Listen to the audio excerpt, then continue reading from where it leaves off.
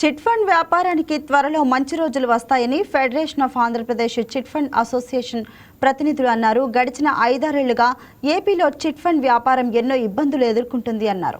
తమ సమస్యల పరిష్కారం కోసం కేంద్రం ఏపీ ప్రభుత్వానికి ఇప్పటికే వినతి పత్రం అందజేశామన్నారు.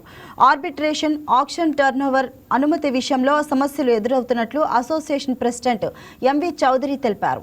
చట్టబద్ధంగా జరిగే చిట్ ఫండ్ వ్యాపారంతో మధ్యతరగతి ప్రజలకు మేలు జరుగుతుందని జనరల్ సెక్రటరీ శ్రీహరి తెలిపారు. జిల్లా స్థాయిలోనే అనుమతులు ఇవ్వాలని ప్రభుత్వాన్ని కోరారు. ఈ సమావేశంలో all India chit fund federation ప్రతినిధులు పాల్గొన్నారు. నమస్కారం అండి. నా పేరు M V Chaudhary, president, federation of Andhra Pradesh chit funds association. Federation of Andhra Pradesh association secretary Srihari గారు మేమందరం కలిసి ఈ రోజున 11వ తారీఖుని హోటల్ మురళీ ఫార్చ్యూన్లో AP chit funds association general body meeting నిర్వహించడం జరుగుతుందండి.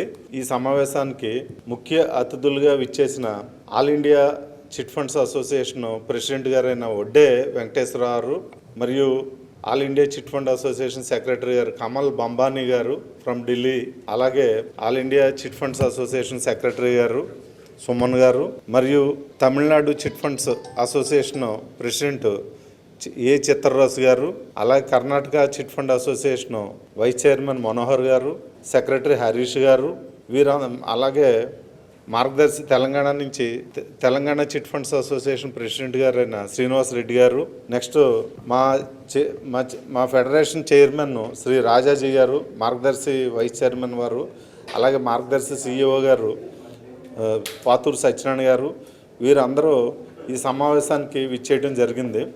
ముఖ్యంగా ఈరోజు ఈ సమావేశం నిర్వహించడానికి గల కారణం, గత 5-6 సంవత్సరాలుగా మా చిట్ ఫండ్ వ్యవస్థలో ఇండస్ట్రీలో చాలా పలు రకాల ఇబ్బందుల్ని ఎదుర్కొనటం జరుగుతుంది.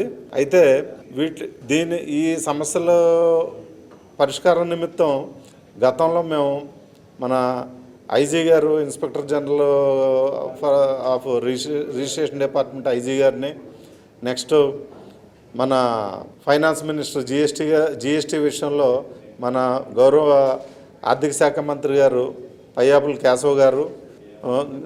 కేశవ్ గారిని కలవటం జరిగిందండి.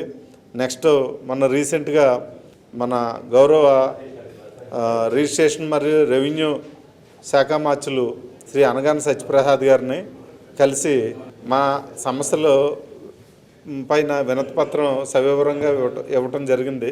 నా పేరు శ్రీహరి అండి. నేను federation of AP chit fund association general సెక్రటరీగా ఉన్నాను. ఈరోజు మీటింగ్ పెట్టిన ముఖ్య ఉద్దేశం ఏంటంటే, చిట్ ఫండ్ వ్యవస్థ అనేది మన సాంప్రదాయమైన వ్యాపారం.